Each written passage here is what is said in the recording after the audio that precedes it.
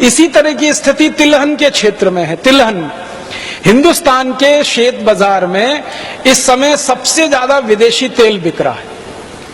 आप सभी जानते हैं कि एक मलेशिया नाम का छोटा सा देश है, उस देश का एक तेल है जिसका नाम है पामोलिन तेल।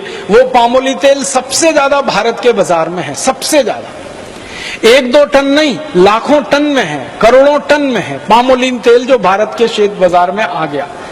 अब पामोलिन तेल आके बिकने लगा।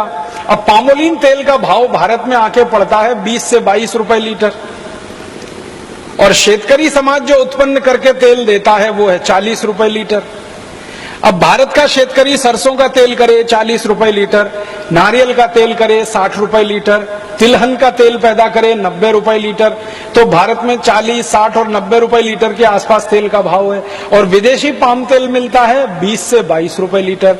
तो सारे भारतवासी जो तेल बनाने वाले उद्योगपति हैं वो सब पामोलिन तेल धड़ल्ले से लाखों लाखों टन में इंपोर्ट कर रहे हैं, और उस पामोलिन तेल को भेड़सेड़ करके, मिलावट करके आपको बेच रहे हैं।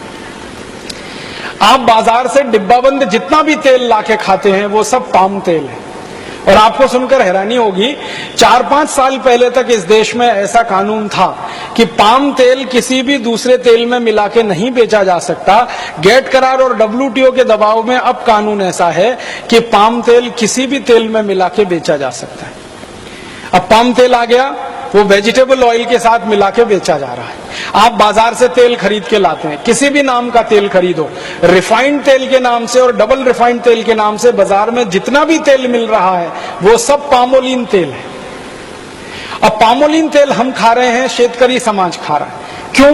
क्योंकि शेतकरी समाज जो तिलहन पैदा करके बेचता था, शेतकरी समाज जो सरसों का तेल पैदा करके देता था या नारियल का तेल, उसको भाव नहीं है, तो उन्होंने तिलहन पैदा करना कम कर दिया है। तो भारत में तिलहन का क्षेत्रफल भी लगातार घटता चला जा रहा है।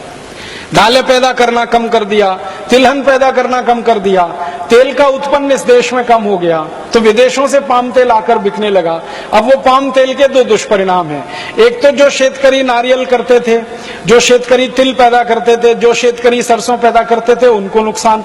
दूसरा नुकसान देश के खाने वाले लोगों को, जो पाम तेल खाएगा, मैं आपको स्टाम्प पेपर पे लिख के देता हूं, तुरंत हार्ट अटैक से मर जाएगा। क्योंकि पाम तेल के बारे में सारी दुनिया के जो रिसर्च हुए हैं वो ये बताते हैं, और ये डॉक्टर चौधरी के लिए मैं कहता हूं कि पाम तेल में सबसे ज्यादा ट्रांस फैट्स हैं, सबसे ज्यादा। और ट्रांस फैट्स वो फैट्स हैं जो कभी भी बॉडी में डिसॉल्व नहीं होते, किसी भी टेम्परेचर पर डिसॉल्व नहीं होते।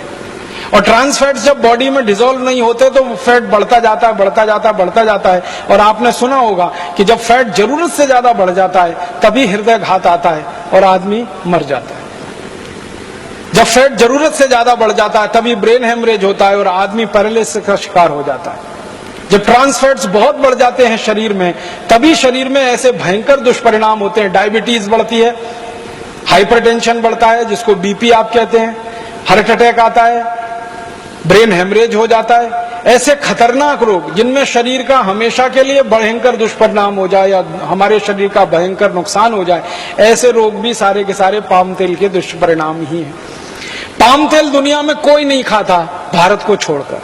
मलेशिया जिस देश से पाम तेल भारत में आता है WTO करार के बाद, वो मलेशिया खुद पाम तेल नहीं खाता।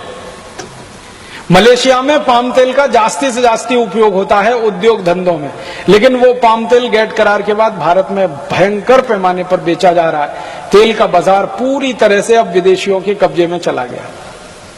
तो एक तरफ अपना शेतकरी नुकसान पाता है, दूसरी तरफ लोगों को भी तकलीफ आती है।